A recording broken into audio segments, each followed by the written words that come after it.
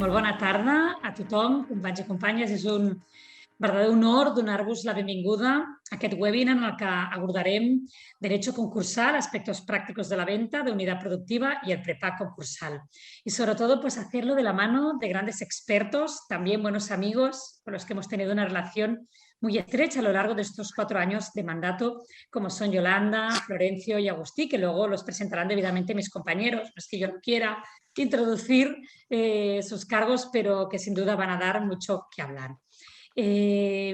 Realmente esta es la tercera semana de webinars que estamos llevando a cabo en el marco de nuestra candidatura en las elecciones al Colegio de la Abogacía de Barcelona, que se van a celebrar el próximo 3 de junio.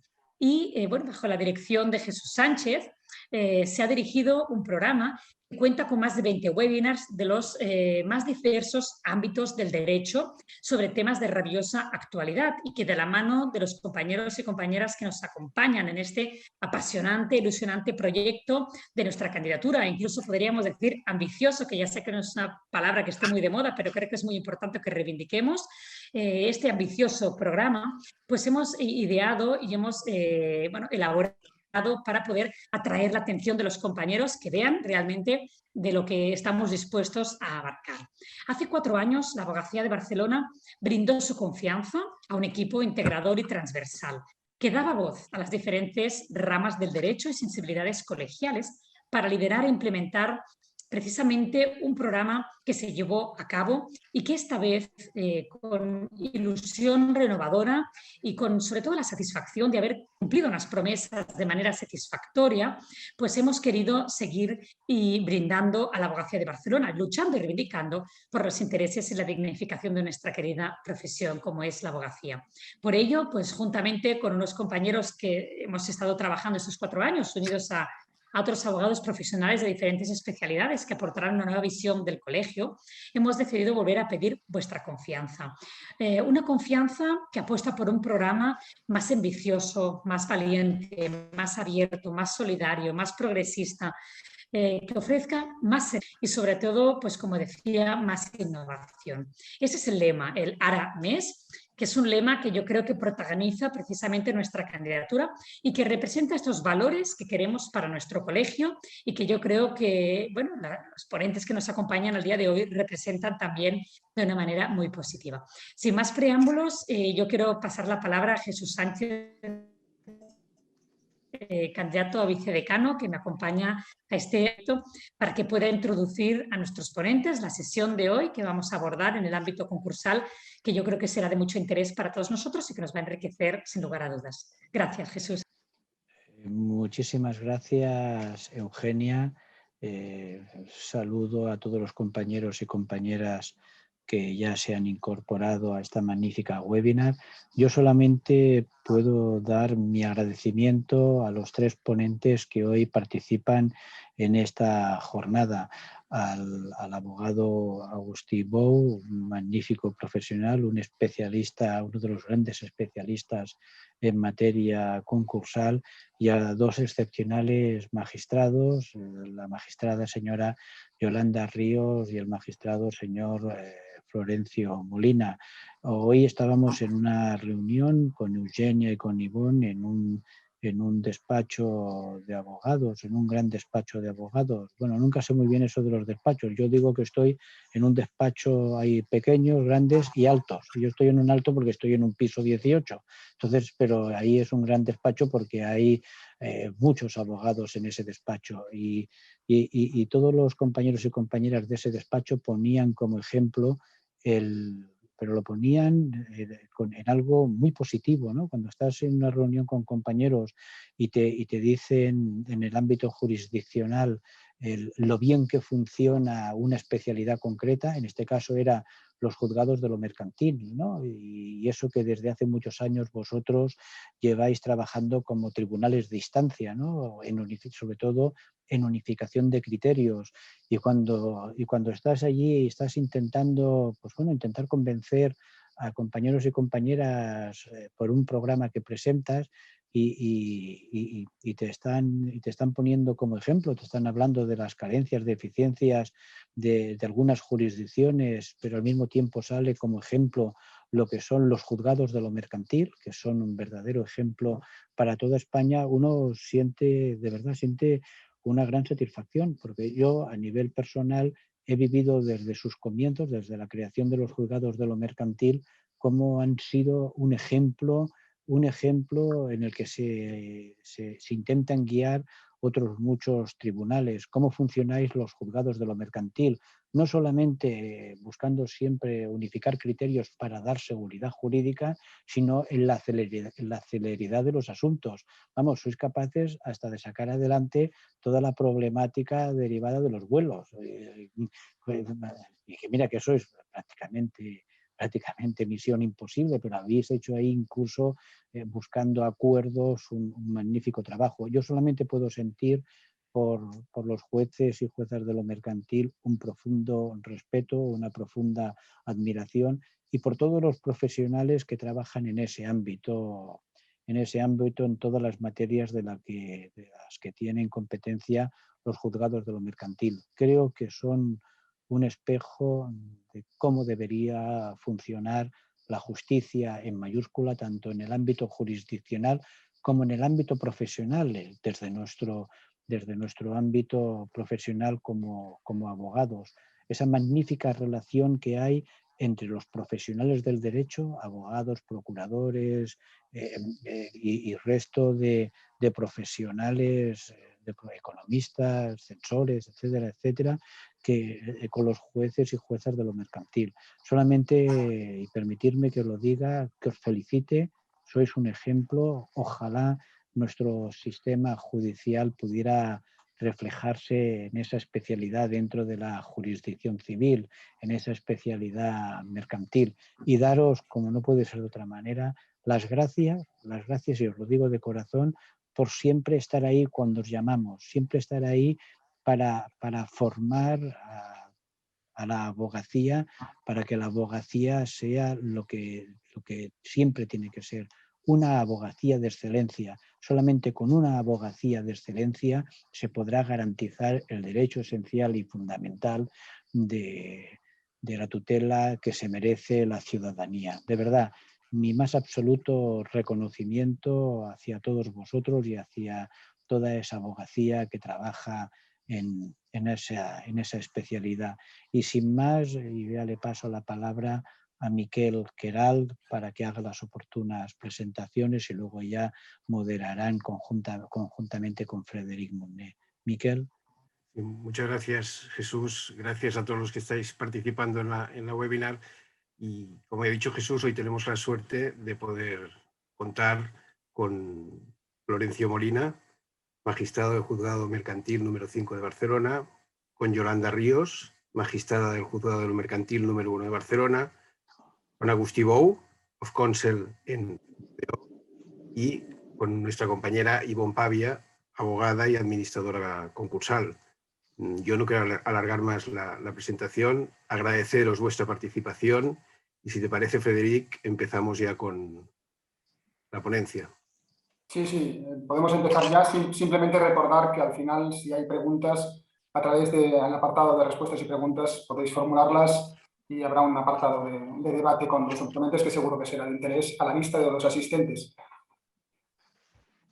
Muchas gracias, Frederic.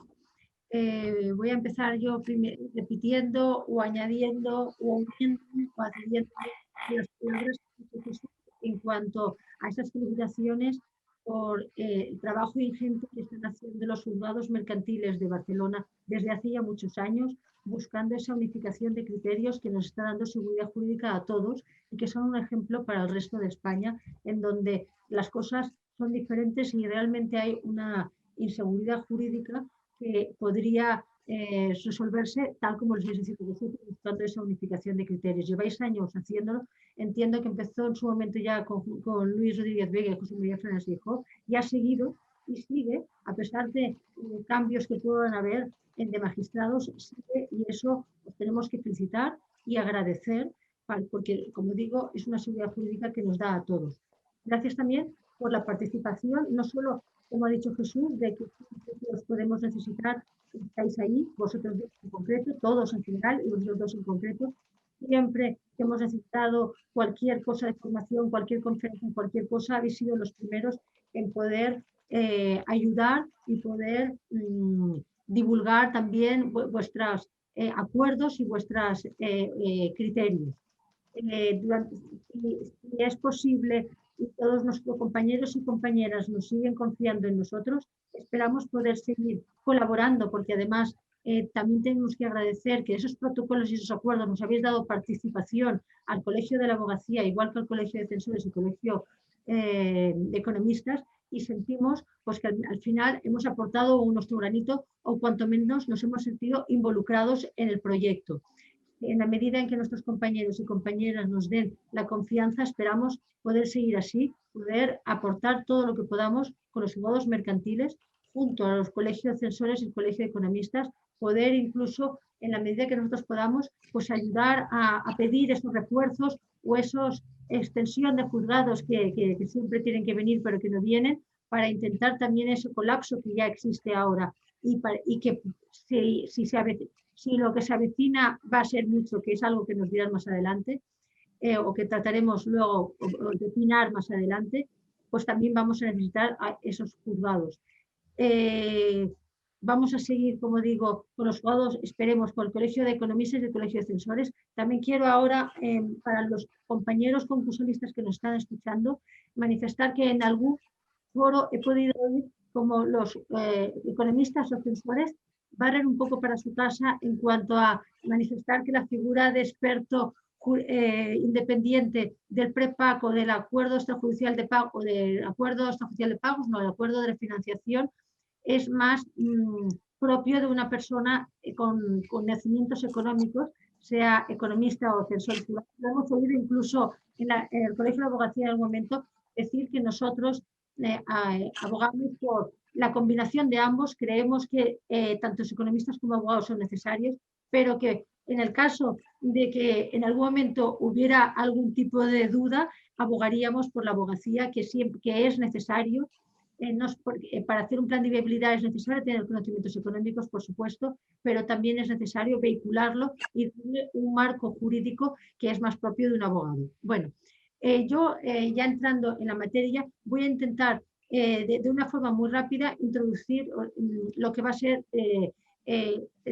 hablar de la venta de unidad productiva, primero situando el contexto en que nos encontramos. Luego simplemente voy a analizar un punto para no entretenerme y poder dar paso a al resto de ponentes. Solo voy a analizar un punto en cuanto a novedad establecida en el texto refundido de la ley concursal en relación a la venta de unidad productiva. Luego un par de datos de cómo la Dirección General de Industria realmente ha ayudado y ha supuesto muchas ventas de unidades productivas. Entiendo que luego ya pasará a nuestros magistrados ponentes, hablarán del PREPAC, que sepáis que van a intentar dar soluciones y aplicación más práctica y problemas que se encuentran.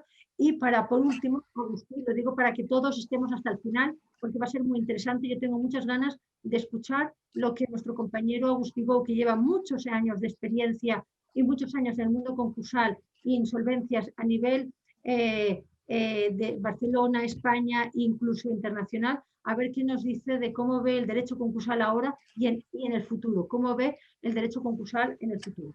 Bueno, entrando ya entonces en la venta de unidad productiva, todos sabemos de alguna forma que la afección de la crisis económica en estos momentos motivada por la pandemia en determinados sectores empresariales se está agudizando, con una reducción de ingresos, tensiones de tesorería, debilidad de estructura de capitalización, y se agudizará más. Veremos si tiene una balanza o no, pero se agudizará más con la finalización de los ICOs, las ayudas financieras y con la finalización de los ERTE. Por lo tanto, es necesario buscar una fórmula de mantener el tejido industrial para garantizar la continuidad total o parcial de la actividad y de los puestos de trabajo.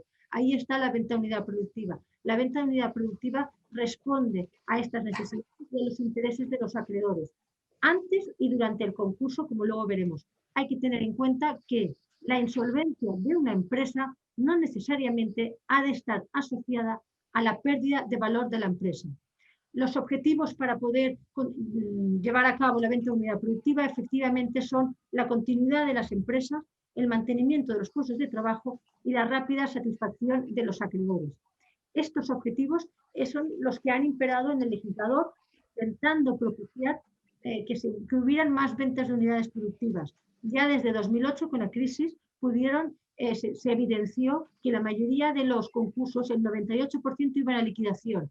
A raíz de eso, han venido los esfuerzos del legislador en intentar modificar los artículos de la ley concursal en aras a propiciar esa venta de unidad productiva. Así, el artículo 149 de la ley concursal fue modificado ya por el Real Decreto Ley de 11 de 2014, fue luego modificado en la Ley 9/2015 del 25 de mayo, hasta quedar como estaba establecido en el artículo 146 bis y 149.4 de la ley concursal, modificados ahora por el texto refundido de la ley concursal del 5 de mayo de 2020 en el artículo 200, 221, 223, 224.1 y 224, de los que solo hablaré del 224 luego. Antes quiero decir también que estos artículos no han sido suficientes. Esta modificación, los esfuerzos del legislador, veremos a ver cómo acabará en la disposición, con la transposición de la disposición europea, pero de momento no han sido suficientes, aunque sí que hay una novedad muy interesante, el texto refundido de ley concursal, que luego trataré, que puede incentivar, o que de hecho esperemos que incentive estas ventas de unidades productivas.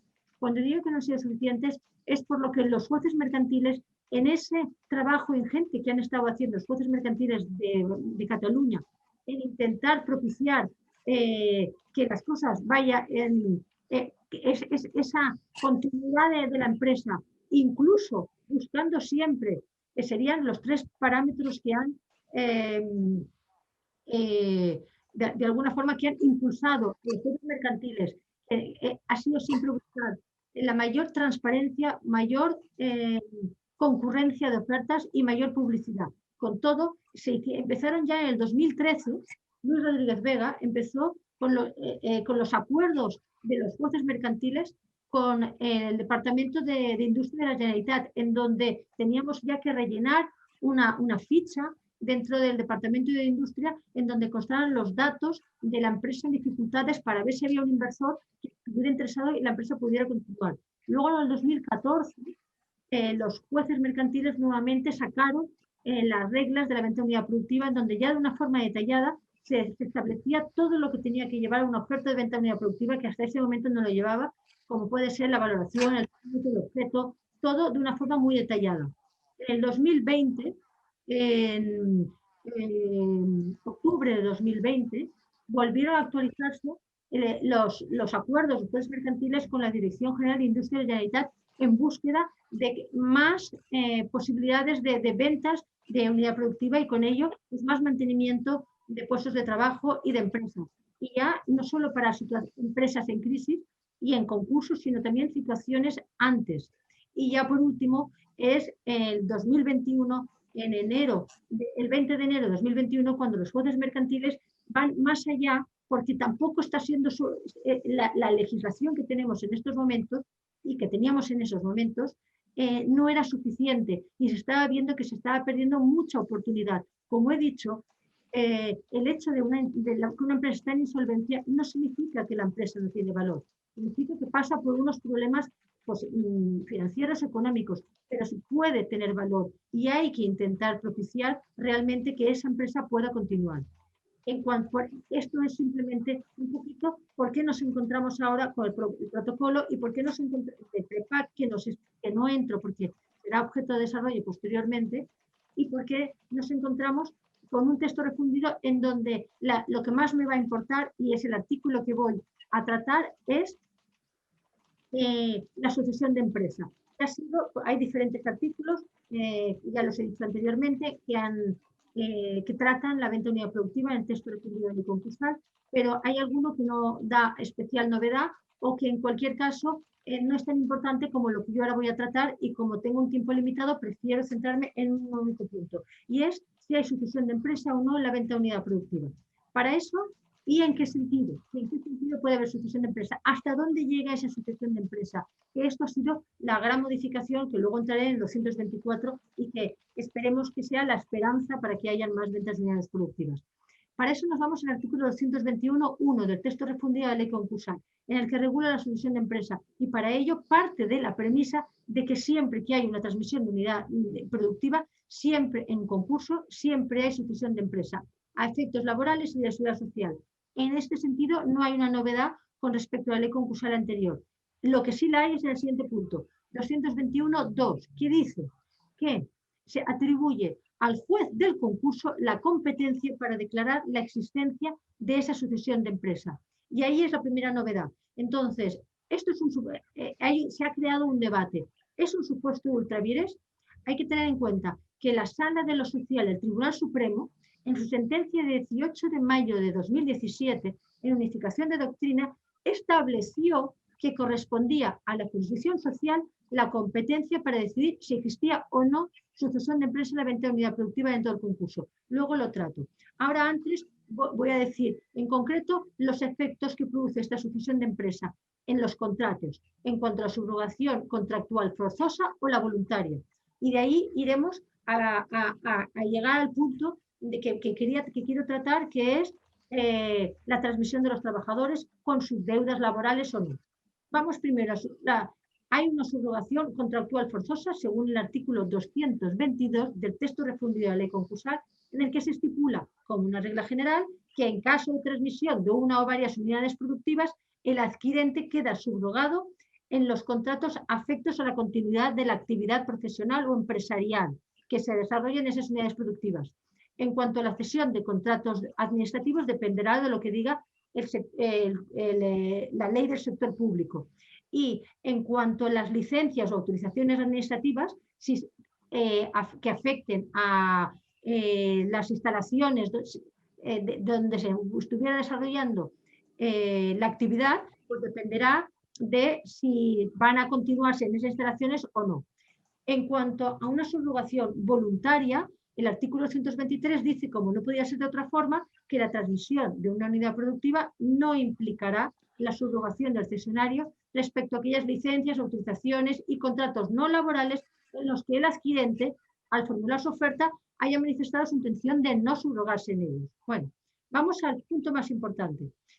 El artículo 224 manifiesta que la transmisión, en cuanto a los créditos pendientes de pago, dice que la transmisión de una unidad productiva no llevará aparejada la obligación del pago de los créditos no satisfechos por el concursado antes de la transmisión. Hasta aquí, bien, ya sean concursales o contra la masa, excepto los que ellos mismo adquirente se haya obligado expresamente o los que diga la ley o, y ahí está el punto, en el artículo 224.3, excepto cuando se produzca sucesión de empresa respecto de los créditos laborales y de seguridad social correspondientes solo, bueno, no dice solo, pero vamos a entender que es solo a los trabajadores de esa unidad productiva, en cuyos contratos quede subrogado el adquirente, no a todos los contratos, sino solo a los de la unidad productiva en cuyo contrato que hubiera adquirido. Estamos, por lo tanto, ante un nuevo escenario. Ahí es el kit de la cuestión. Entiendo, luego lo dejo a debate de los magistrados, a ver qué opinan, y de Agustí, a ver qué opina. Pero estamos ante un nuevo texto, bueno, un nuevo escenario. El texto refundido de la ley concursal nos está planteando un nuevo escenario. Pues sí, hasta la entrada en vigor del texto refundido de la ley concursal existía una gran confusión sobre si la sucesión de empresa afectaba únicamente a los créditos laborales vinculados a la unidad productiva transmitida o a todos los contratos de trabajo de la mercantil concursado. Hay que decir que la jurisdicción social entendía que la subrogación debía de ser a todos los contratos de trabajo vinculados a la unidad productiva, tanto los vigentes como los anteriores ya extinguidos que hubieran generado deudas que no hubieran sido pagadas. Y esto ya lo decía las sentencias del Tribunal Supremo de 27 de febrero de 2018, de 26 de abril de 2018, de 5 de junio de 2018 y de 12 de julio de 2018. Y el nuevo artículo 224 entiende que únicamente quedaría subrogado el adquirente de la unidad productiva en los créditos laborales y de seguridad social de los trabajadores de esa unidad productiva. Solo los de esa unidad productiva. Esto es lo que es a nivel teórico. ¿Qué va a pasar a nivel práctico? Bueno, hay ultravires, este es el debate. Ya hay voces autorizadas en las que han criticado el texto refundido de la ley concursal por entender que se ha extralimitado, que ya estaba definido y que ya había unidad de doctrina. Entonces, nos podemos encontrar en que los juzgados mercantiles apliquen la restricción que acabo de decir de 224, pero cuando la cuestión llegue a la Tesorería General de la Seguridad Social o a la Jurisdicción Social, consideren que este artículo es ultravires y en consecuencia apliquen el artículo 44 del Estatuto de los Trabajadores, ya que efectivamente está contradiciendo la postura del Tribunal Supremo, de la Sala Social del Tribunal Supremo, que defendía lo contrario, que ya he dicho, por ejemplo, en la última sentencia que unificaba criterio, que era la sentencia de 11 de septiembre de sentencia 11 de septiembre de 2019. Bueno, pues hay que decir que el TJUE ya concluyó en auto de 28 de enero de 2015 que la directiva 2001/23 no impone al adquirente una responsabilidad respecto a los contratos de trabajo extinguidos con anterioridad a la transmisión, por lo que es admisible que pueda limitarse esta responsabilidad del adquirente únicamente a los contratos laborales en vigor. Por lo tanto, podemos concluir, una, que cuando hay unidad productiva hay sucesión de empresa. Dos, que el juez del concurso es el competente para declarar la existencia de esta sucesión de empresa. Y esto debería de vincular a la jurisdicción social y a la jurisdicción contenciosa. Otra cosa es lo que se llegará a aplicar. Y se vuelve a abrir el debate de ultravires. Pero también se dice que esto no está contradiciendo. Lo manifestado en el artículo 224 no contradice lo manifestado en la Sala de lo Social, que hizo otra interpretación, y así lo manifiesta el dictamen del Consejo de Estado que se hizo al proyecto de texto refundido de la ley concursal en fecha 26 de marzo de 2020. Manifestando además que va en la línea de la directiva europea. Por otro lado, como tercer conclusión, solo hay 4.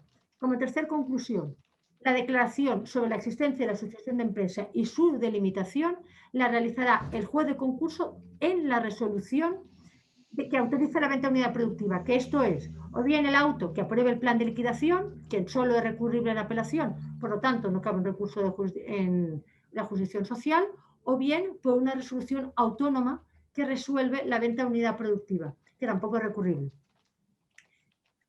Por último, cuarta conclusión, la sucesión de empresa supone, por lo tanto, el pago de los créditos de seguridad social y deudas laborales correspondientes a los contratos de trabajo subrogados por el adquirente. Todo ello esperemos que suponga un incentivo para que realmente hayan más ventas de unidades productivas, puesto que la postura tomada hasta ahora por la Sala Cuarta del Tribunal Supremo estaba generando una inseguridad jurídica que lo que hacía era que cuando te venía un cliente que quería realizar una venta de unidad productiva y te decía hasta qué punto tengo una contingencia laboral, tenías que decirle no solo de los trabajadores que te estás llevando, sino de todos. Y eso creaba una inseguridad jurídica que iba en detrimento de que hubieran ventas de unidades productivas o cuanto menos que tuvieran menos valor. Por último, solo quiero hacer una pequeña reflexión de 1 minuto en la que solo os voy a dar un par de cifras del resultado del acuerdo de los jueces mercantiles de 2013, luego actualizado en 2020 con el Departamento de Industria de la Generalitat de Cataluña. En cifras os voy a dar 3. Tengo las cifras de hasta último momento de la actualidad. Las unidades productivas en concursos seguidas hasta la actualidad han sido 810 unidades productivas seguidas en concurso. Las unidades finalmente adjudicadas han sido 362 y el número de trabajos afectados han sido, que por lo tanto se han mantenido, han sido 25.640, lo cual realmente propicia que intentemos mantener y buscar la aplicación de la venta de unidad productiva, más teniendo en cuenta la reforma del texto refundido de la ley concursal, que habrá que ver cómo se aplica y qué hacen en la práctica la jurisdicción social, que muy probablemente irá a la suya, pero cuanto menos tendremos un artículo que poder al menos argumentar. Con esto dejo ya la palabra para que nos expliquen las últimas novedades en el PREPAC. Muchas gracias. Muchas gracias, Ivonne, por tu interesante ponencia. Frederic, ¿me permites un momento? Sí, es Sí, que antes comentábamos un tema de si era una resolución o no, la extensión horaria en materia de hostelería. Como he estado fuera, no había repasado la jurisprudencia o las noticias jurisprudenciales de la página web del Consejo General del Poder Judicial i efectivament, Miquel, tens raó, ho he posat para todos los panelistas y para todos los que nos están siguiendo el enlace. Y además recomiendo la lectura de la sentencia. Ha tenido que resolverse a través de la sala de la discordia y efectivamente la sala de lo contencioso del Tribunal Superior de Justicia de Catalunya ha estimado la petición del gremi d'hostaleria de Barcelona y ha acordado aumentar el aforo en el interior de hostelería y retrasar el cierre de sus establecimientos de 23 a 24 horas y el aforo en el interior del 30 al 50%. Y han tenido, la sala de la discordia había un empate 3-3 y han tenido que incorporar 3 magistrados más y al final se ha resuelto la cuestión. Realmente interesantísimo el tema, Miquel, y te pido disculpas porque efectivamente tenías razón, era una resolución de la sala de lo contencioso. Además, he estado ojeándolo. Yo no sabía, querida Yolanda y Florencio, no sabía yo el tema de la sala de la discordia, no sabía que se le denominaba así cuando tenías que incorporar magistrados porque había ahí un empate en las deliberaciones. Tema apasionante del que siempre aprendemos. La pandemia nos está enseñando muchísimas cuestiones orgánicas que desconocíamos en el día a día en el ámbito jurisdiccional y al final aprendemos todos. Disculpar la intromisión, la cuña, pero también afecta mucho y hablábamos del problema de la hostelería, cierre de negocios y al final los jueces han tenido que aplicar sentido común. Yo cenaba ayer noche y la verdad es que a las 11 de la noche te vas y es que no te dan tiempo ni a los postres y el virus por 15 minutos tampoco te va a contagiar, por el amor de Dios. O sea que me alegro muchísimo por los magistrados que finalmente han resuelto por esta ampliación horaria y de verdad mis felicitaciones también a la sala de lo contencioso por a veces poner sentido común a determinadas restricciones que me cuesta mucho de entender. Perdonar, sabéis que siempre digo lo que pienso y perdonar que me meta donde no me llama, que no tiene nada que ver con el tema. Ya está, Frederic. Sí, simplemente pasar la palabra al siguiente ponente. Bueno, pues buenas tardes a todos. En primer lugar, agradecer a María Eugenia Gay y a Jesús Sánchez sus amables palabras, también a Frederic Bonet y a Miquel Caral por la moderación en esta sesión y obviamente, como no puede ser de otra forma, a Ivonne Pavía, a Agustí Bou y a mi compañero Floren por compartir, ¿no? Tener el lujo de compartir la mesa y el debate, ¿no? Que vamos a elaborar con ellos. Yo simplemente decir que desde la Judicatura nosotros tratamos de fomentar, como Tribunal de Primera Instancia de lo Mercantil de Barcelona, un lema que es la unión hace la fuerza, es decir, cuanto más esfuerzos aunemos, mejores logros u objetivos vamos a conseguir. Y creo que en este sentido tenemos o podemos presumir en Cataluña, ¿no? De una relación fantástica a nivel institucional, tanto con el Ilustre Col·legi d'Advocats de Barcelona como con los otros 2 colegios, Economistas y Censors de Comptes. Prueba de ello es precisamente 2 de los protocolos que versan sobre la materia que es objeto de debate esta tarde, como es el impulso de las ventas de la unidad productiva y más concretamente el protocolo de 20 de enero de 2021 sobre PRIPAC concursal. Porque este protocolo que nace, ahora lo explicaré brevemente, ¿no? De un grupo de trabajo dentro de los juzgados de lo mercantil con la participación también de magistrados de la sección 15 de la Audiencia Provincial de Barcelona, fue sometido a las aportaciones, a las sugerencias, tanto de los abogados y abogadas como de los economistas, y creo que esto es imprescindible e indispensable para que el objetivo y el logro final, el éxito que creemos que ha tenido, pues pueda ser un poco compartido por de todos. Incluso la Generalitat, el Departamento de Industria, se sumó también indirectamente a esta iniciativa con esta participación a través del canal Empresa, ¿no?, que permite, ¿no?, publicitar estas operaciones de preparación, de venta de la unidad productiva, tanto en un escenario de preinsolvencia como en un escenario concursal. Por lo tanto, creo que la iniciativa y la participación de todos sin duda suma y es motivo para estar orgulloso y ahí lo dejo, porque ya entramos en materia. Muy brevemente, Floren y yo vamos a tratar de explicar cuál es el estado de la cuestión del PRIPAC, de estas operaciones de preparación de la venta de la unidad productiva en el momento presente, teniendo en cuenta que nace como una iniciativa de los propios juzgados, que sin embargo ha sido compartida de una forma o de otra y también tratado de realizar distintas aportaciones por otros juzgados de lo mercantil y de forma que yo intentaré explicar las líneas básicas y cuál es el estado actual de la cuestión, mientras que Floren va a centrarse en la exposición de las principales resoluciones que al amparo de la aplicación del protocolo PRIPAC concursal se han dictado en los juzgados mercantiles de Barcelona, pero también en otros juzgados. Por ejemplo, en Málaga existen ya 2 solicitudes de tramitación de PRIPAC. Como ya he dicho, el protocolo de PRIPAC, que ha sido un éxito porque creo que incluso desde el punto de vista legislativo se está estudiando su transposición, no su incorporación a la ley que transponga la Directiva sobre Marcos de Reestructuración Preventiva 2019/1023, nace en la situación de pandemia ante la eventual crisis económica que en esos momentos presumíamos que iba a dar lugar a una gran avalancha de concursos. Luego, a través de las distintas moratorias, esta situación se ha venido prolongando en el tiempo, pero lo cierto es que el origen de esta iniciativa es mejorar el procedimiento de venta urgente que contemplaba el antiguo 191 ter de la ley concursal, actual artículo 530 del texto refundido. Esto es, aquel en el que el deudor, en un momento anterior a la presentación de la solicitud de concurso, pretende aportar una oferta vinculante de adquisición de la unidad de negocio, de forma que, una vez declarado el concurso, esta vaya a ser inmediatamente o cuasi inmediatamente autorizada, de forma que esa preselección del mejor ofertante que realiza el deudor de motu propio viene avalada por el juez del concurso en un plazo que legalmente es muy escaso y concretamente de 10 días.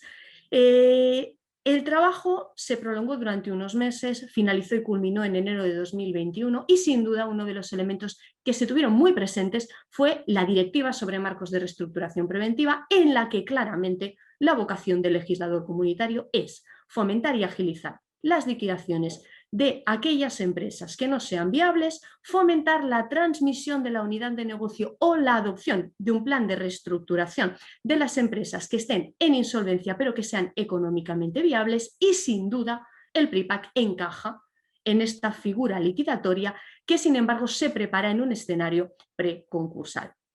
A partir de ahí, ¿cuáles fueron los elementos o cuáles han sido realmente los elementos contenidos en el protocolo PRIPAC, que no vamos a reproducir en este momento porque creo que ya todos vosotros lo conocéis perfectamente? Los elementos sobre los cuales existe un mayor debate en el momento actual.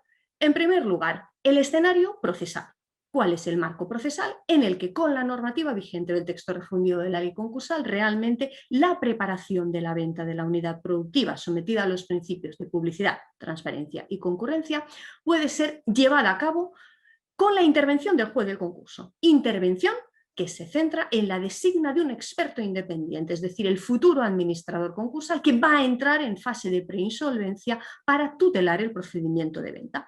Bien, después de muchos debates, creímos que la vía que mejor se adaptaba era la de la antigua comunicación del artículo 5 bis, hoy comunicación del 583 del texto refundido. Somos plenamente conscientes que la crítica que se puede efectuar es que la finalidad y el espíritu de esta comunicación en la fase preconcursal es preparar una propuesta anticipada de convenio o un acuerdo extrajudicial de pagos o un acuerdo de refinanciación. Sin embargo, estas figuras que encajan en los planes de reestructuración a los que alude la directiva, sin duda, no se alejan demasiado de una operación que, aunque es liquidatoria porque vende la unidad productiva, a la vez responde a otro de los paradigmas del interés del concurso, que es la conservación de la empresa, lo cual redunda en beneficio del tejido empresarial y sin duda de la economía como tal. Por lo tanto, es un espíritu que transversalmente satisface todos los intereses en juego, no solo el de los acreedores.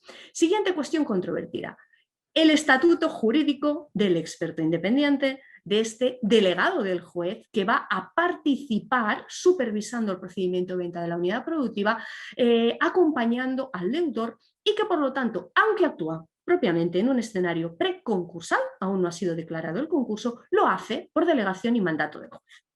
Y aquí a su vez encontramos dos grandes bloques de problemática. La primera: existe incompatibilidad entre el administrador concursal que supervisa el interés del concurso una vez declarado este y el experto independiente o experto en materia de reestructuración que, designado por el juez, va a acompañar a la deudora en el proceso de selección del mejor ofertante. Nosotros en el protocolo adoptamos la opción de la no incompatibilidad, es decir, configuramos precisamente esta figura como el futuro administrador concursal que interviene anticipadamente para, una vez declarado el concurso, verificar que todo lo realizado realmente se ajusta a los parámetros de publicidad, transparencia y concurrencia. Por lo tanto, ¿quién mejor que el profesional que, declarado el concurso, tiene encomendada la labor de defender el interés de los acreedores, pero también la conservación de la masa, para actuar de una forma anticipada? Otro de los temas estrella que se han planteado, y supongo que saldrá en el debate, lo has anticipado tú, Ivonne, es hasta qué punto este experto independiente que vela por la viabilidad de la empresa, negocia con los acreedores y supervisa todo el procedimiento, debe tener un perfil más economista, o los abogados, que estáis totalmente familiarizados con la pugna en tratos jurídicos, también pueden asumir esta labor.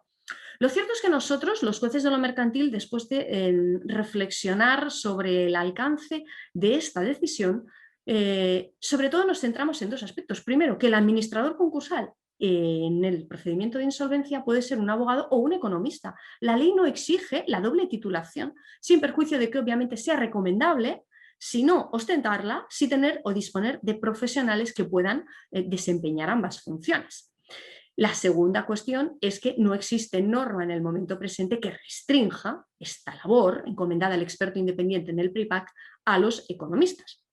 Sin duda, la futura norma que implemente el estatuto de la administración concursal debería recoger también un régimen de obligaciones, deberes y, en definitiva, estatuto jurídico del experto independiente.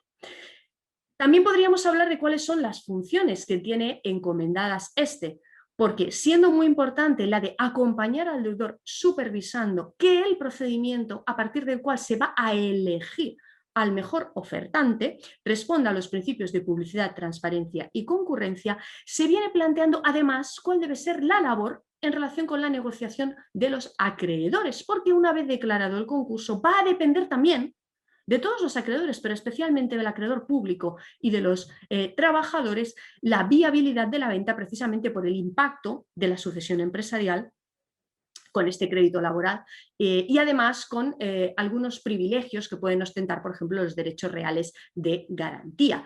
Yo creo que si analizamos en profundidad la directiva sobre marcos de reestructuración preventiva, que va encaminada sobre todo a primar los acreedores que están into the money, es decir, que conservan un interés económico en el resultado del procedimiento de insolvencia o preconcursal, qué duda cabe que tienen que tener un papel protagonista, no solo para anticipar futuros problemas, sino también para lograr la finalidad que persigue la directiva, y es que uno de los intereses prioritarios es el de los acreedores, que en un momento de la insolvencia son en realidad los dueños de la empresa, porque el socio, en un escenario en el que no se contempla la percepción de ningún derecho de retorno, ya no tiene interés económico, está out of the money y por lo tanto pierde cualquier interés o incentivo, ¿no?, en que esta liquidación sea próspera.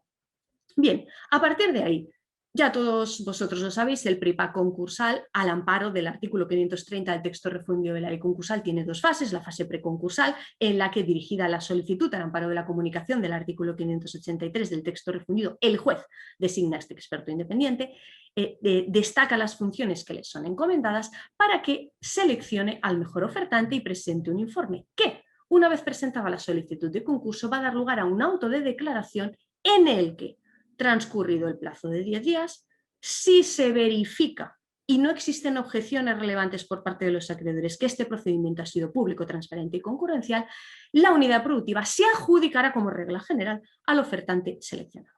Por lo tanto, se obvian, se eluden todos los inconvenientes que derivaban de un procedimiento que, al amparo del antiguo artículo 191 ter, implementaba en exclusiva el deudor, con los riesgos de que no existiera publicidad, de que la oferta vinculante lo fuera de una persona vinculada y, en definitiva, que se atentaran contra todos los principios que subyacen en la ley concursal y que, en definitiva, salvaguardan los intereses de acreedores, pero también de la conservación de la empresa y del mercado. A partir de ahí, y ya voy acabando para dejar paso a Floren, que explicará las resoluciones que se han ido dictando, simplemente destacar dos autos que he dictado yo en mi juzgado y que tienen como principal particularidad que versan sobre personas físicas.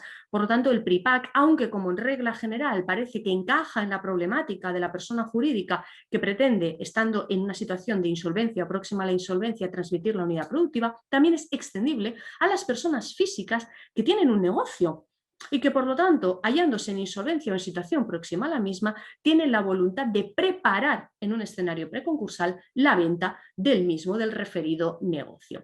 Una de las resoluciones denegó la solicitud PRIPAC porque lo que pretendía en realidad era una finalidad ajena a la preparación de la venta de unidad productiva autorizada en fase concursal.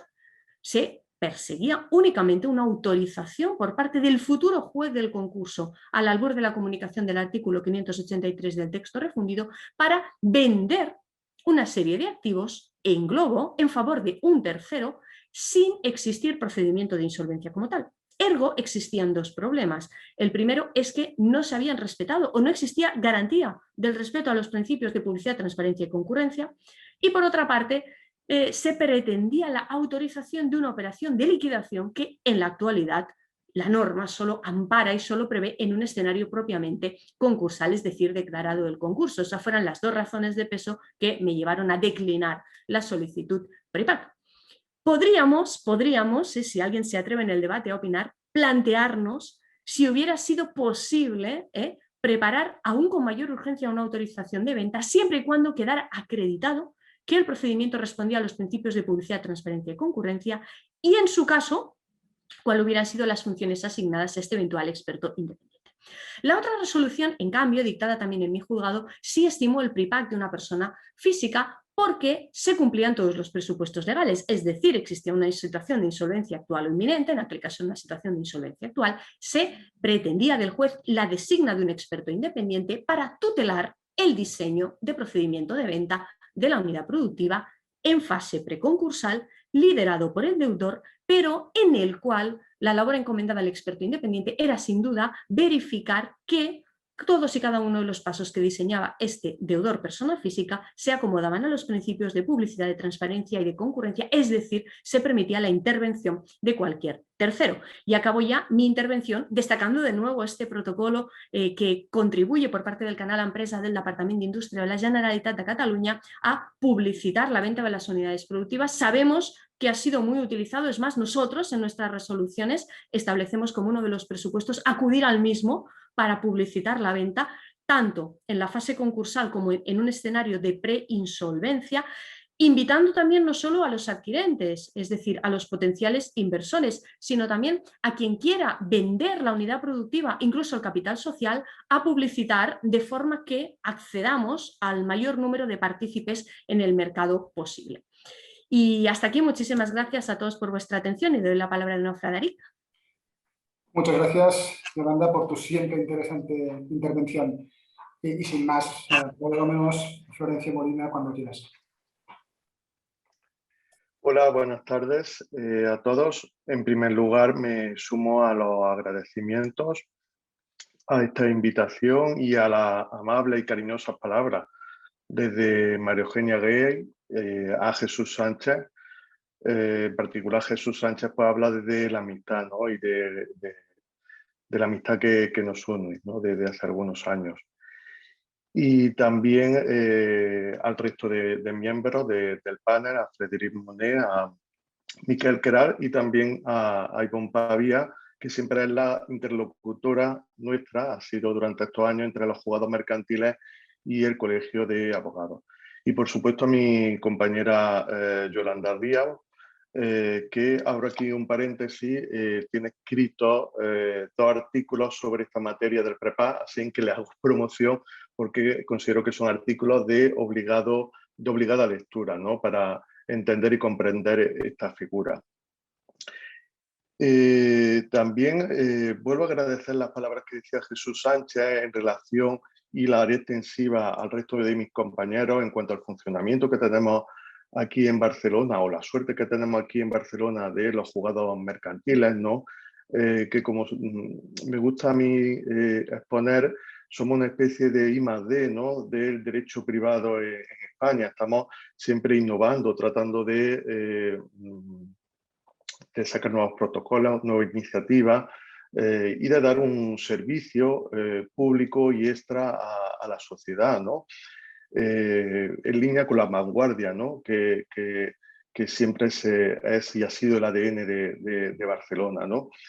Pero esto no es posible sin tener también pues unos abogados, unos profesionales, unos colegios profesionales también que estén a una gran altura a nivel jurídico, ¿no?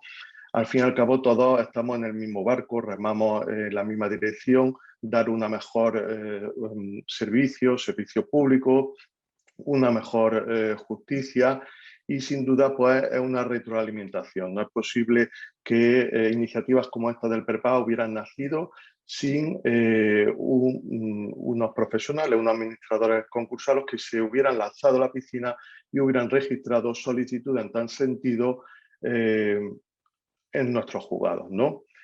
Y enlazo con esto último y comienzo con la primera resolución del PREPAN, ¿no?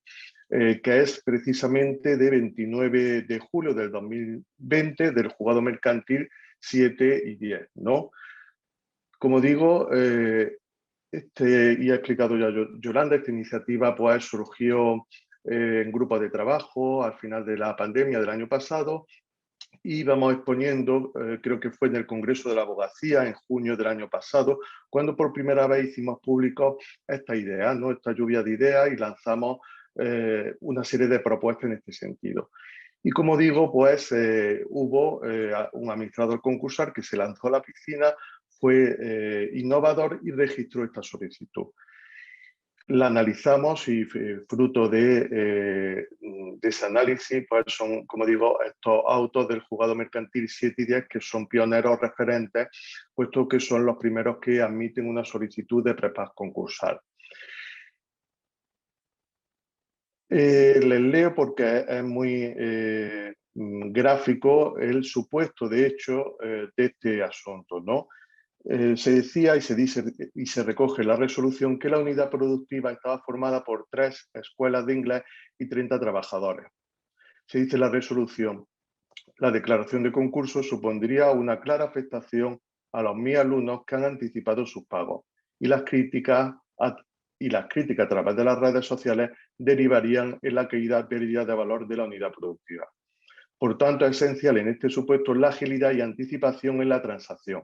Anticipación que justifica no acudir únicamente a los medios ordinarios de venta concursal, es decir, evaluación de la oferta recibida dentro del plan de liquidación por la administración concursal, que no constituirían un mecanismo lo suficientemente ágil para salvar esta unidad productiva que se revela como especialmente sensible a la situación concursal. Por lo tanto, este es el ejemplo típico de aplicación a una venta de unidad productiva y a la preparación antes de la declaración del concurso, para evitar todos los efectos perversos negativos y, en definitiva, el estigma que supone una declaración de concurso. Siempre en estas conferencias suele salir la metáfora del cubito de hielo, ¿no? La declaración del concurso supone automáticamente una devaluación del valor de la unidad productiva. Es como sacar el cubito de hielo y se va derritiendo, ¿no? Con esta figura del PREPA lo que se trata es de mantener congelado y evitar en lo posible la disolución de ese valor, ¿no? También cuando hablo de estos ejemplos de aquí de Barcelona, pongo como contraste, no necesariamente negativo, pero como contraste diferente, el caso famoso que se dio en Madrid también hace pocos meses de Dentix, ¿no? Y como a diferencia de este caso, que dudo yo que los eran academias de inglés, el supuesto de aquí de Barcelona. Dudo que los alumnos de la Academia de Inglés fueran conscientes del traspaso y de la venta de la unidad productiva. En cambio, en el caso de Madrid de Dentis, pues recuerdo ver en las noticias pues personas afectadas por el cierre de las clínicas, quejándose de tratamientos a media, de tratamientos que ya habían financiado, etcétera, ¿no? Se vendió la unidad productiva, pero no se evitó ese efecto negativo y esa devaluación durante el tiempo en que se declaró el concurso y se encontró definitivamente un oferente o un adquirente de la unidad productiva, ¿no? Por lo tanto, es lo que se trata, uno de los efectos negativos de los que se trata de evitar. Siguiente caso a resaltar es del Juzgado Mercantil 11 de Barcelona, resolución de 21 de enero del 2001.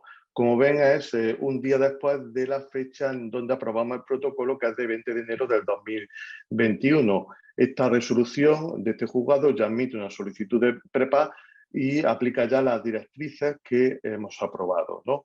En este caso se trataba de un grupo de empresas, un distribuidor, uno de los mayores distribuidores de soporte informático, de software de Microsoft en España, y en donde se presenta en la solicitud de prepa, se acompaña ya 3 posibles interesados, ¿no?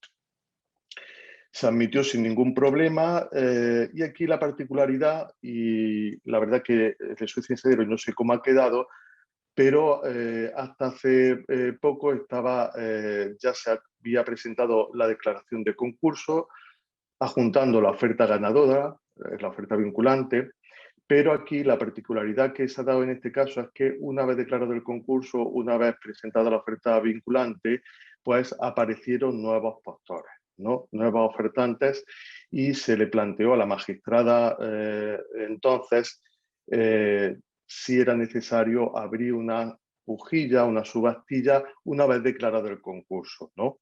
Y se pasó a informe de la administración concursal. Les soy sincero, no sé cómo ha quedado, pero ven como es una de las particularidades que se podrían dar. En mi opinión, la regla general es que si ya ha habido previamente a la declaración del concurso, y esa es la finalidad del PREPA, un proceso concurrente, público y transparente, pues parece dudoso que una vez declarado el concurso se pueda presentar a alguien diciendo que no ha tenido conocimiento de ese proceso y venga a formular una oferta, ¿no? Habrá que ver el caso concreto, la seriedad de esa oferta y si realmente pudo y tuvo conocimiento o las posibilidades de conocer esa venta que se estaba ofreciendo.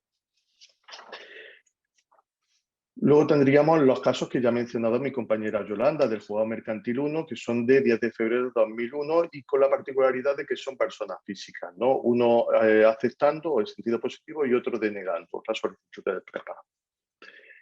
El siguiente caso sería el del Juzgado Mercantil número 2, el auto autorizando el nombramiento de experto independiente y tramitando el prepa es de 7 de febrero del 2021 y el auto autorizando la venta de la unidad productiva es de 26 de marzo del 2021. Ven ustedes cómo aquí el lazo de tiempo entre que se solicita el nombramiento de experto independiente y se adjudica la unidad productiva no llega a mes y medio, ¿no? La particularidad en este supuesto del Juzgado Mercantil 2 es que aquí la petición de nombramiento de experto independiente y de tramitación del prepa no se realiza simultáneamente con la comunicación del 5 bis, sino que se realiza con posterioridad dentro del plazo de los 3 meses más uno de los 3 meses legalmente previstos, pero no se realiza de manera simultánea la solicitud del antiguo 5 bis, ¿no? Es algo que está previsto en las directrices, que esta solicitud se puede realizar bien en la comunicación del 5 bis o bien con posterioridad. En este caso eran 4 sociedades, con la particularidad también de que 2 de ellas ya estaban en concurso, ¿no? Aparte de aquella en la que dentro del 5 bis había solicitado el nombramiento de experto independiente, ¿no? Por lo que aparece también otro detalle y otra diferencia, que es que aquí la magistrada como no puede ser de otra manera, en la medida que era un grupo de 4 empresas y ya había 2 que se habían declarado el concurso, nombra experto independiente para las otras 2 que están en 5 bis al profesional, al administrador concursal que ya estaba nombrado en las otras 2, ¿no? Ya conoce el negocio y por lo tanto es lógico que sea la persona que venga a supervisar y a preparar la venta de esas 2 unidades productivas. El resultado, como digo, es el auto de 26 de marzo del 2001, en donde es un auto que aprueba el plan de liquidación y en el mismo auto se autoriza la venta de la unidad productiva.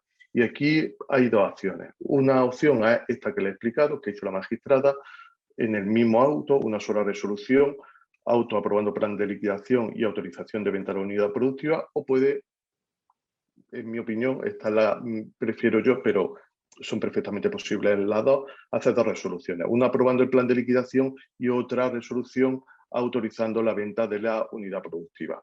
En cualquiera de los casos, cualquiera que sean las acciones, lo que sí considero que es importante es dejar claro que contra esa autorización del juez del concurso vendiendo la unidad productiva, es necesario dejar claro que solo cabe recurso de reposición.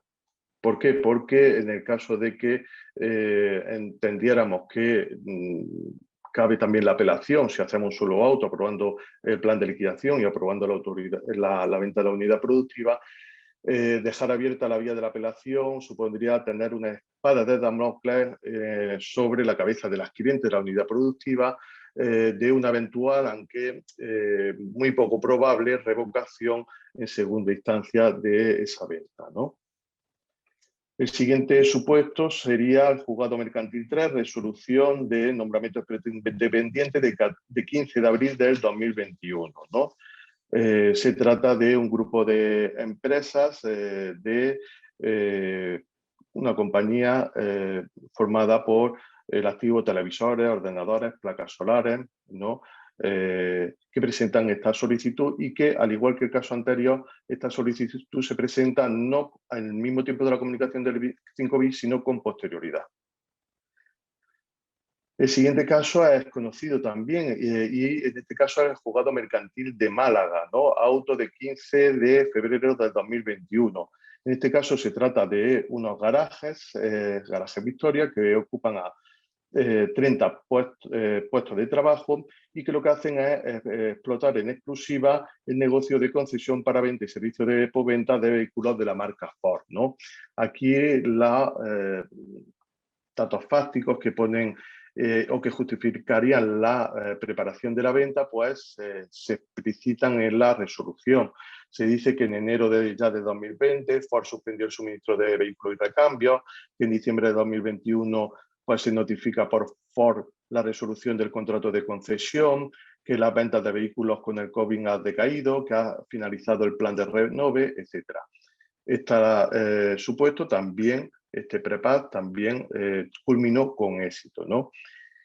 Precisamente también esta semana la magistrada que dictó esta resolución nos comentó que ya tienen otra solicitud de PREPAD en los juzgados mercantiles de Málaga. Y nos comentó también que se había presentado otro solicitud de PREPAD en Sevilla, pero en este caso los compañeros de Sevilla habían optado por denegar la solicitud de PREPAD. Voy terminando para no agotar el tiempo. Le hago una enunciación también del resto de solicitudes de PREPAD, ¿no? Que se han presentado en Barcelona. Otro supuesto sería el del Mercantil 12, fecha de 1 de marzo de 2021, en este caso una empresa organizadora de eventos de boda, ¿no? Y ¿cuáles son las razones de urgencia para la preparación de la venta? Pues que tiene unos gastos mensuales de 10.000 euros, no tiene tesorería, hay riesgo de deterioro de la imagen derivado de la propia declaración del concurso, problema de estima del concurso y riesgo de cancelación de los eventos.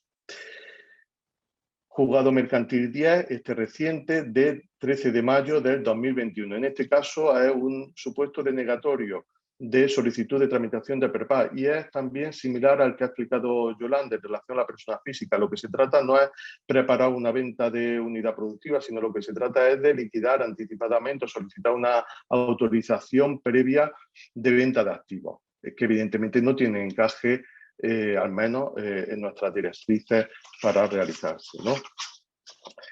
En el juzgado mercantil 4 ha habido una solicitud de prepago y se ha desistido. En el juzgado mercantil 8 de Barcelona hay 2 prepagos en tramitación y en situación de requerimiento para su sanación, y 2 que están en ciernes.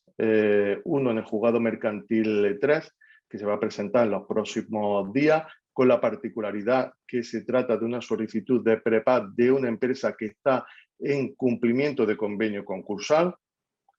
Es una particularidad. Y también se ha anunciado también en relación a una empresa bastante importante una solicitud de prepago en el juzgado mercantil 12. En resumen, y si no me fallan las cuentas, contando también con los autos de 29 de julio del año 2020 del juzgado mercantil 7 y 10 de Barcelona, y con los que le he puesto, estamos hablando en torno a unas 15 solicitudes de tramitación de prepago concursal, lo cual en unos 4 meses pues da una imagen de la relevancia y de la utilidad práctica que las directrices que aprobamos y estos criterios pues están dando, ¿no? Y al fin y al cabo considero que eso es lo importante, ¿no? Que los operadores jurídicos, los empresarios, los administradores concursales entiendan que se trata de una herramienta útil y que puede salvar tanto tejido industrial como puestos de trabajo. Y eso es todo. Muchas gracias y estamos a vuestra disposición para contestar preguntas. Muchas gracias, Florencio, por tu también muy interesante ponencia y la claridad que nunca la has expuesto. Sin más preámbulos, paso la palabra a Agustín Bou. Bueno, muchas gracias a todos. En primer lugar, como no, sumarme a los agradecimientos que han hecho los ponentes anteriores a la candidatura de Eugenia para participar en esta jornada. Para mí es un placer. Evidentemente, el mayor placer es compartir ponencias con Yolanda y con Florencio, pues porque yo los considero unos primeros espadas, los he escuchado en muchas otras ocasiones y la verdad es que constato que cada día que los escucho sigo aprendiendo cosas y además me han puesto el listón muy alto para cualquier cosa que yo quiera decir, ¿no? Yo, como cuando me plantearon la participación en estas jornadas, pues he visto que ya había jueces que iban a dar un nivel técnico muy superior al que yo podía dar en ningún momento, pues me planteé hacer una reflexión más del entorno en el que estamos en estos momentos, ¿no? El entorno pandémico que va a venir, que no va a venir. Incluso antes, cuando estábamos todavía el micrófono cerrado, íbamos compartiendo ideas los ponentes y realmente pues, es un mundo en el que hay muchos interrogantes.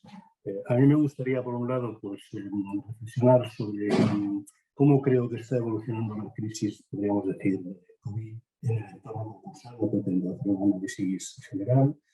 ¿Qué medidas posiblemente debería adoptar el entorno concursal para poder hacer frente no solo a ellas, sino que además incluso creo para la forma en que poco a poco va evolucionando el mundo económico y por tanto digamos todos los operadores que estamos ahí y todas las leyes tienen que seguir también la evolución y qué rol quizá podría jugar una de las partes implicadas.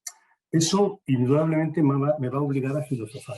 Y yo, cuando estaba preparando la ponencia, me acordé de una definición de un filósofo que me hizo una vez un amigo, y que no sé si me la voy a tener que aplicar a mí mismo, que decía que un filósofo es una persona que sube una montaña para ver el sol, está nublado, baja y explica el sol que no ha visto.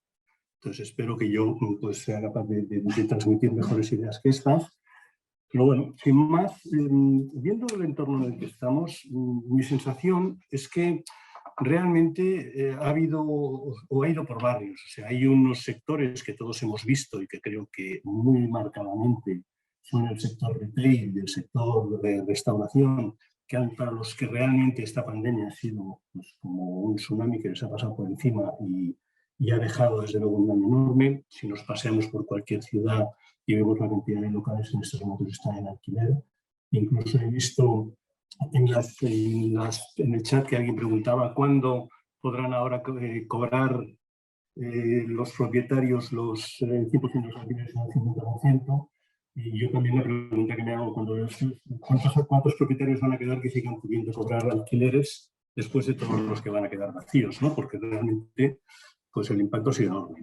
Para otros, en cambio, la pandemia quizás ha sido una oportunidad. Todas las crisis siempre hacen rico a alguien y ha habido muchos sectores, podemos pensar sectores de logística, incluso pues en los despachos, cuando hablamos con muchos de nuestros clientes, vemos que la actividad pues la siguen llevando, no diría que no se han dado cuenta de la pandemia, pero que realmente si no tienen una relación muy directa con el público, pues bueno, pues ha habido mucha actividad,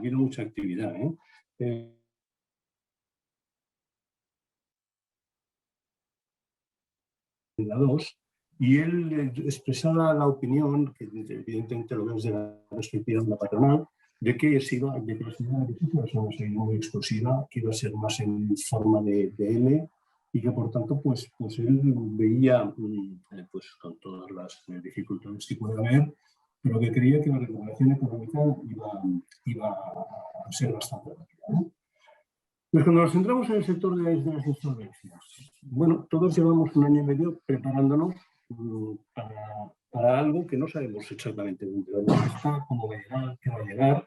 Yo no sé si esto es un poco la calma antes de la batalla, estamos todos en la trinchera, pero de momento no estamos viendo lo que llegue por ningún lado. Sí que se ha constatado que a nivel de concursos express y de segundas oportunidades, pues parece, al menos en los entornos de la gente con la que yo he hablado, que sí que se ha producido una gran limpieza de zombies que estaban, y creo que todavía quedan muchos, que una de dos, o están esperando no sé muy bien qué para presentar esos concursos express, o es que simplemente han decidido optar por el antiguo sistema de bajar la persiana y dejar el negocio y olvidarse con la resignación de los acreedores, que saben que como no hay nada a rascar, pues tampoco van a gastar energías para hacerlo, ¿no? Pero realmente es una situación un tanto extraña, ¿no? Es cierto que toda la dinámica de la moratoria concursal ha ayudado. Yo creo que estamos bajo el efecto narcótico de los ICOs y de los ERTEs, y es un efecto que un día se va a terminar y que nos va a dar, sin lugar a dudas, una gran receta, ¿no? También tengo la sensación que dentro de esta moratoria concursal hay elementos que no se están teniendo en cuenta y que son los riesgos asociados. O sea, ciertamente la moratoria nos permite esperar hasta el 31 de diciembre para plantearnos determinados concursos, pero ya hay muchas voces que van advirtiendo que una cosa es la moratoria y otra cosa es hacer lo que nos dé la gana. No podemos ir incurriendo en mayores responsabilidades, generando perjuicios y pensar que eso no va a tener ningún tipo de responsabilidad. Y quizá hay momentos en que los administradores no están terminando de evaluar estos riesgos, y ahí no nos olvidemos que ya ha habido gente, sobre todo en las administraciones públicas, que ya han advertido que su voracidad recaudatoria no va a parar. Ya han advertido que ellos van a ir a buscar a quien sea, donde sea, sean a los administradores y a los que estén por medio. Por tanto, creo que desde lo que es la labor de los abogados es muy importante que asesoremos bien a los clientes y que si hace falta, pues aunque haya moratorias, aunque hay muchas cosas, pues hay que presentar un concurso express, se presenta. Porque si no, podemos generar graves situaciones de responsabilidad para los administradores de las empresas que son nuestros clientes, ¿no? Entonces, yo cuando me hago la pregunta de qué tsunami está llegando, personalmente creo que el tsunami que está llegando es más un tsunami financiero que un tsunami concursal, en el que desde luego todo lo que se ha hablado por parte de los dos ponentes anteriores tiene un encaje enorme. Porque teniendo en cuenta que las empresas no van a poder aguantar el peso de la deuda, yo he visto clientes pues, que han ido multiplicando por 1, por 2, por 3, por 4 los ICOs que les han ido dando. O sea, cada vez que tenían un problema les venían con un nuevo ICO, y en estos momentos pues tienen una cantidad de ICOs que ya no es que excedan de su propia cifra de negocio, sino que ya no digamos, cuando estamos hablando de la capacidad de retorno de la deuda, es una deuda absolutamente impagable, ¿no? Ante lo cual, me pregunto realmente qué va a pasar con esto. O sea, seguramente vamos a tener que entrar en marcos de refinanciaciones con quitas significativas de deuda, y incluso me pregunto si por parte del Estado no se va a tener que hacer, como en su momento se hizo la Sareb, un banco malo, que en este caso va a ser el ICO-Sareb, porque alguien va a tener que asumir toda esta...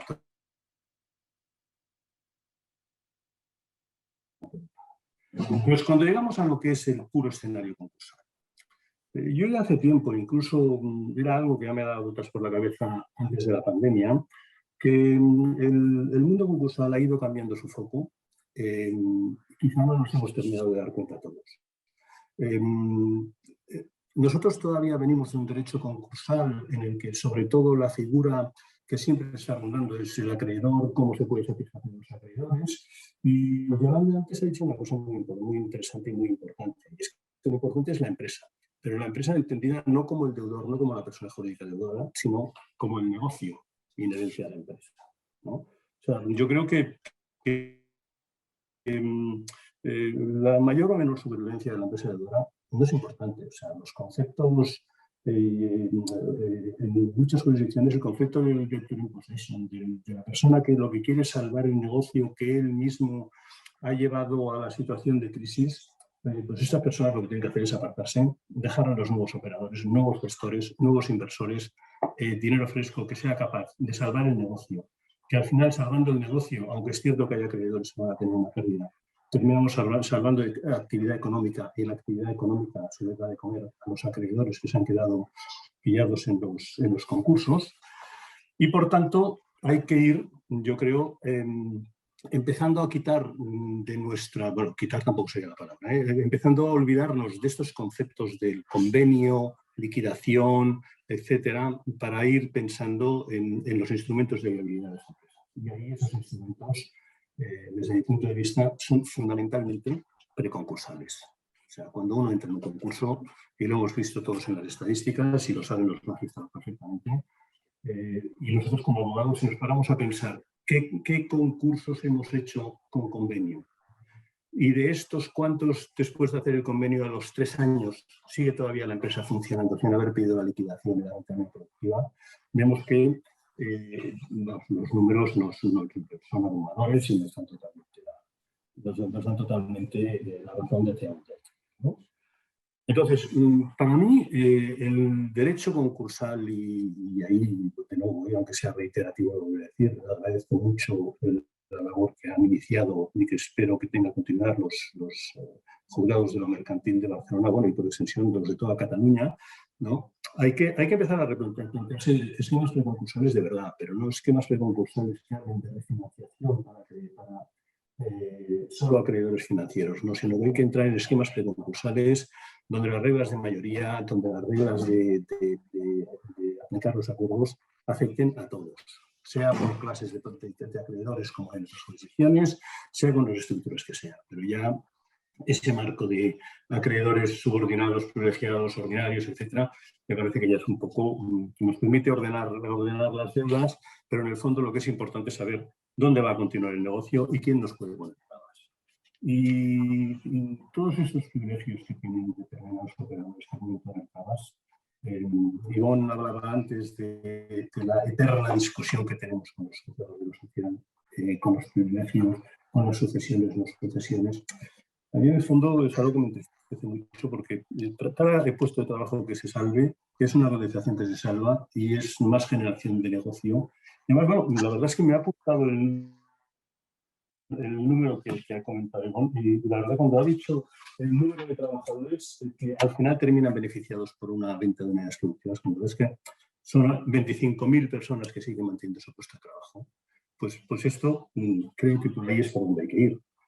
Los privilegios hay que podarlos mucho, y ahí haría, y como abogado tengo que hacer una cautela muy importante sobre el tema de los derechos reales y otros relacionados, porque ahí la seguridad en el tráfico es importante, pero estas situaciones que nos encontramos pues, con las administraciones públicas y los trabajadores, lo siento, pero yo creo que se intentó cuando se hizo la ley en 2003 darle o reubicarlos en determinados sitios y lamentablemente mi visión en 2021 es que poco a poco, ya solo me falta esperar un día a ver que en algún real decreto o en algún texto refundido Hacienda termine de recuperar sus privilegios, que ya es el único que está por ahí un poco digamos que todavía no ha llegado a ello, ¿no?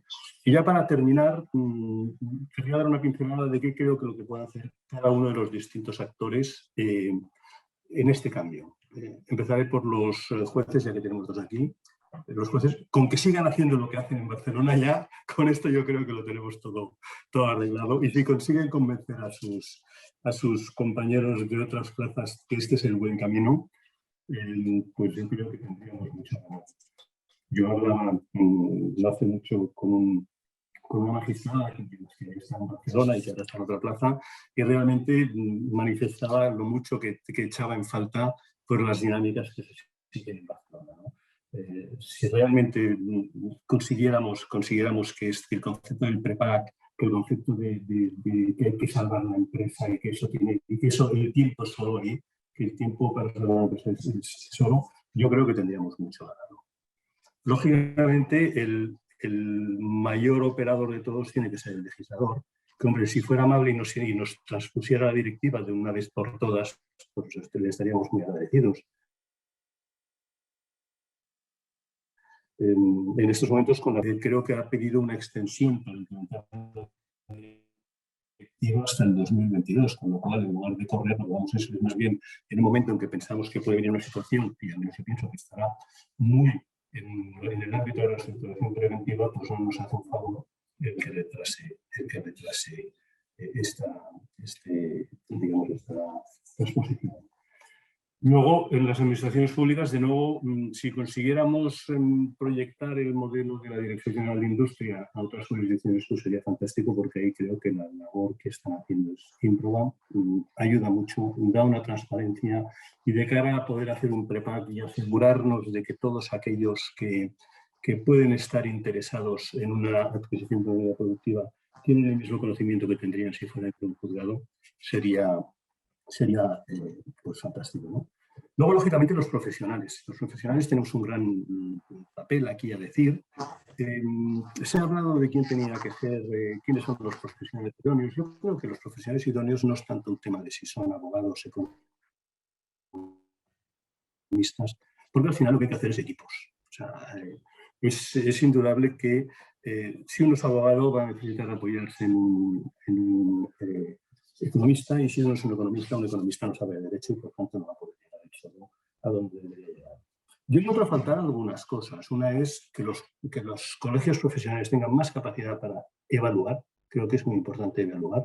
En estos momentos yo tengo la sensación de que el derecho concursal se ha convertido en un commodity en los despachos, ¿no? O sea, todo el mundo tiene que apuntarse a ser administrador y todo el mundo tiene que apuntarse a ser concursalista, ¿no? Y así nos pasa, y tenemos que tener a veces la vergüenza de tener que ver cómo los jueces nos dan directivas de cómo tenemos que presentar un concurso, porque claro, como ven lo que les llega a las mesas, pues dicen, hombre, pues te voy a explicar cómo lo has de hacer para que me lo hagas bien. Yo creo que eso no debería pasar, y que ahí pues los colegios pueden aportar mucho.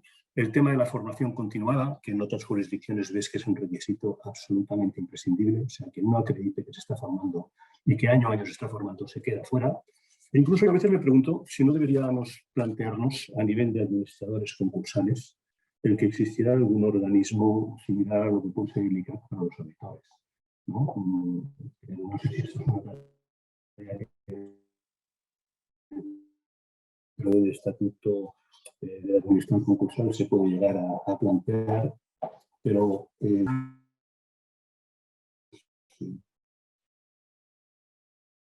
creo que el Colegio de Barcelona puede remontarlo. Agustí, perdona, la conexión es mala y a veces se te pierde el hilo. Bueno, pues procuraré hablar lento, pero ya estoy terminando de todos. Sí. Yo diría que en el caso del Colegio de Barcelona, pues ya el año que viene haremos el centenario de la Ley de Suspensión de Pagos, que fue una ley en la que el colegio tuvo una gran intervención y que permitió pues afrontar un problema como era el del Banco de Barcelona de una manera eficaz. Creo que los colegios, a través de la comisión concursal, en el caso de Barcelona, están haciendo una labor ímproba en la comunicación con los jueces y con otros organismos, y desde luego en la formación creo que es donde tienen el mayor peso a jugar. Y lo dejo ahí para que pueda haber el debate y ya comentaremos si hay alguna duda al respecto. Perfecto, muchísimas gracias, Agustín. Se ha podido seguir más o menos el hilo, lo que pasa es que en algún momento la conexión no era mejorable. Tenemos una pregunta, no dice a quién la dirige y por tanto la dirijo a a todos, a quien quiera contestarla. Dice, buenas tardes, me gustaría hacer una pregunta que por lo pronto no se ha dado respuesta. Dice, ¿cómo se configuran los honorarios del experto independiente prepago?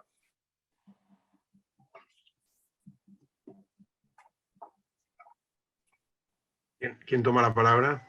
Bueno, esto sí, lo hemos debatido mucho, ¿no? Cómo se debían computar estos honorarios, porque sin duda la retribución del experto independiente dependerá del estatuto jurídico, de la naturaleza jurídica que ostente dicha figura. En la medida en que nosotros siempre consideramos que era la administración concursal actuando anticipadamente, por eso el nombre variaba, era experto independiente y no administración concursal, pero en realidad es la misma figura, entendimos que todas las funciones que se realizaban en la fase preparatoria del PRIPAC, es decir, antes de la solicitud de concurso, eran en realidad labores y tareas que, al amparo del 530 del texto refundido de la ley concursal, la administración concursal tendría que haber realizado en cualquier caso dentro del concurso, dentro de las labores liquidatorias en el marco de las cuales se opera la venta de la unidad productiva. Por lo tanto, entendimos que de una manera o de otra, el sistema del arancel, que es el que actualmente tenemos vigente y que todos sabemos, yo creo que esto lo podemos decir, que no es el mejor o no es el más idóneo, porque obviamente los valores de la masa activa y pasiva, pues en ocasiones no son significativos de las funciones que realmente la administración concursal está desempeñando al alza y a la baja, ojo que operan en los dos sentidos. Pero en cualquier caso, como es el sistema vigente de aplicación para calcular la retribución de la administración concursal, parecía el más idóneo para aplicarlo al cálculo de los honorarios del experto independiente en función del número de meses, que a lo sumo deberían ser los 3+1, en los cuales se extiende la comunicación del 583 hasta el momento en que resulta obligatorio pedir la declaración de concurso, por lo tanto sería hasta un máximo de 4 meses en los que se devengarían los honorarios propios de la fase de liquidación. Obviamente, en teoría parece fácil, la cuestión es qué ocurre, por ejemplo, en el supuesto en el que finalmente la sociedad pudiera llegar a vender la unidad productiva. Imaginemos que tiene una oferta excelente y sale de la situación de insolvencia o conjuga la venta de la unidad productiva con una medida de reestructuración o refinanciación que le hace eludir esta situación. ¿Cómo, quién, por qué vía serían exigibles estos honorarios? Y si en todo caso una de las críticas que se hace al experto independiente como administrador concursal anticipado no es que teóricamente el cálculo de su retribución daría lugar a un pacto, ¿no? Un arrendamiento al final de servicios entre el deudor y el experto independiente. Todas estas son cuestiones que al final lo que necesitamos es una ley que introduzca claridad. No sé si, Floren, tu opinión es parecida. Sí, bueno, esto es una pregunta recurrente, ¿no? Lo que está claro es que a este profesional hay que retribuirlo, ¿no? Y de ahí esa configuración analógica con el administrador concursal. Lo que hace el experto independiente, da igual que le llamamos experto independiente, administrador interino, administrador preconcursal, lo importante no es el nombre, sino las funciones que realiza, ¿no? Y en realidad lo que está realizando es lo mismo que realizaría el administrador concursal una vez declarado el concurso y dándosele traslado de la oferta vinculante de la unidad productiva, ¿no? Por lo tanto, lo que se hace es anticipar esas funciones y, claro, hay que retribuirlo, ¿no? Y de ahí, como decía Yolanda, pues aplicar analógicamente la retribución de reglamento del arancel, con el supuesto ese particular o supuesto hipotético en el caso de que pasaría en el caso de que luego no se vendiera la unidad productiva o quién asumiría el cargo, quién asumiría el pago de esas funciones que ha desarrollado el profesional. En nuestro protocolo se establece que serían a cargo del solicitante del PREPAG, ¿no? De la tramitación, ¿no? Si luego pues, sale de la situación de insolvencia y no llega a darse el supuesto de la presentación de la declaración de concurso, ¿no? Pero esto tendrá que solucionarlo el legislador, tendrá que solucionar tanto la naturaleza de la figura del experto independiente, su retribución, la compatibilidad o no. Parece que, por lo que hemos oído, existen reticencias que pueda ser la misma persona que actúa como experto independiente o administrador en materia de reestructuración, que luego sea el administrador concursal. veremos cómo se transpone la directiva de reestructuración de empresas, que es la que tiene que dar solución a estos interrogantes, ¿no? De momento nosotros vamos poniendo parches. Muchas gracias, Florencio. Hay otra pregunta, bueno, más que una pregunta, es una aclaración. Nos dice: no me ha quedado claro en qué cambia el texto refundido de la ley concursal en relación a las competencias del juez en la autorización de la asociación laboral, de la sucesión laboral o no, en relación al pasivo que asume el comprador.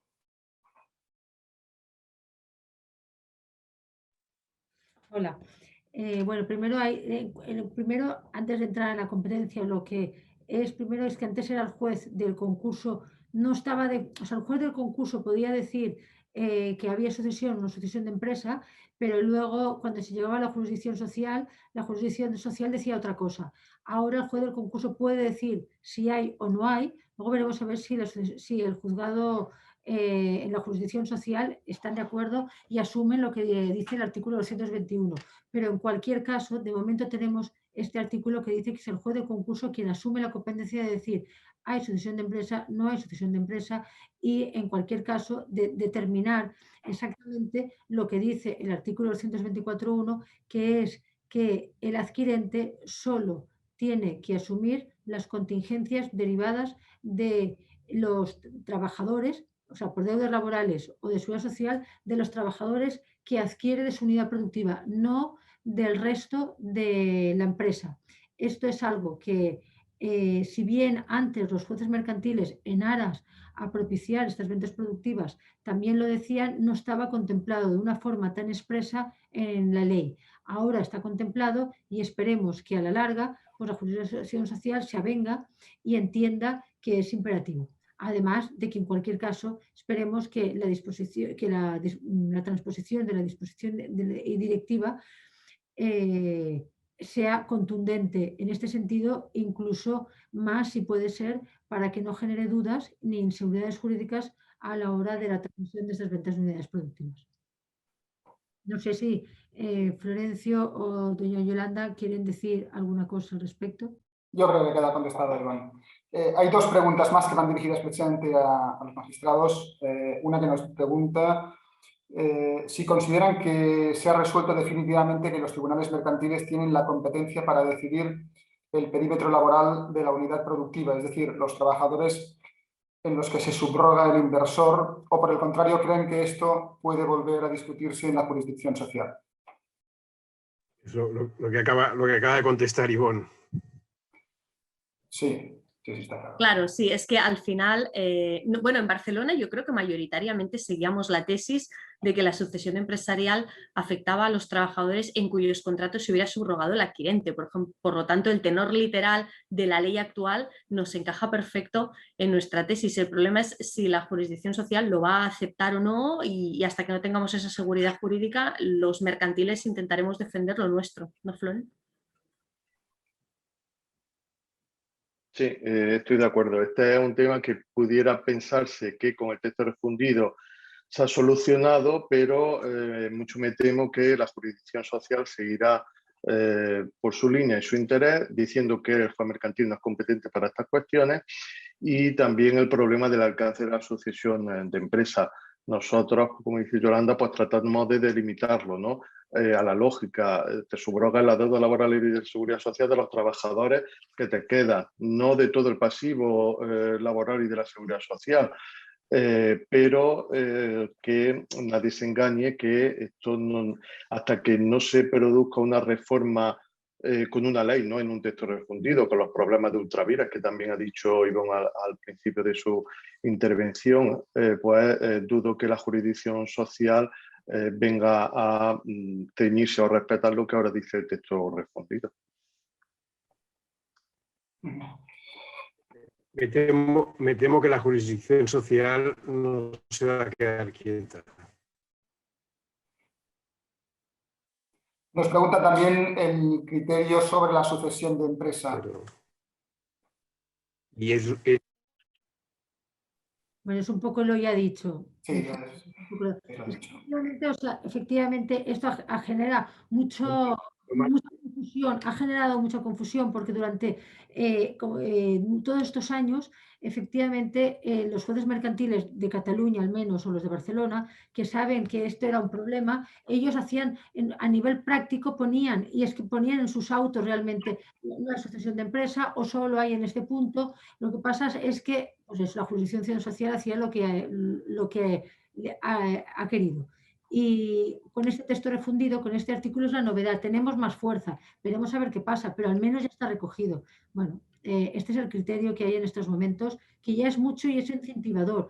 A un cliente antes le decíamos, tienes que, cuando iba a comprar una venta de unidad productiva, tienes que reservarte una contingencia de X, que era el pasivo laboral no pagado de los trabajadores que te llevabas, pero por si acaso tienes que guardar la contingencia por todos.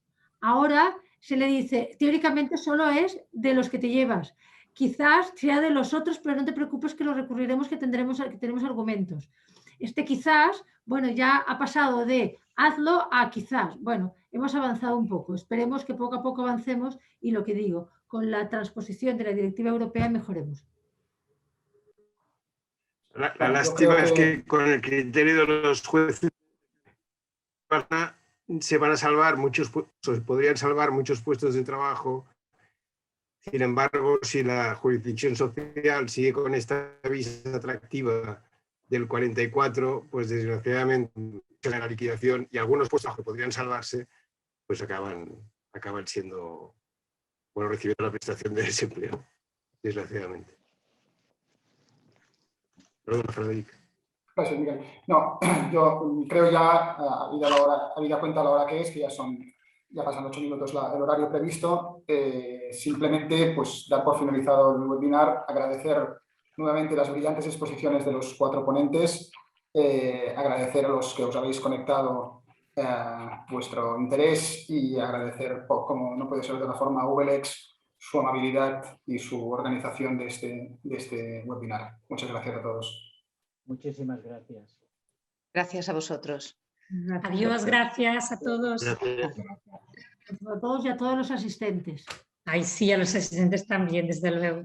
Nos siguen, a todos los especialistas que siempre nos seguís, estáis en las conferencias, siempre atentos a los criterios que colgamos en la CRAG, atentos porque vamos a seguir ahí y es nuestra responsabilidad. Ahora parte lo que va a pasar, parte va a depender de nosotros y tenemos que seguir ahí. Gracias a todos. Un abrazo. Muchas Adiós. gracias. Adiós.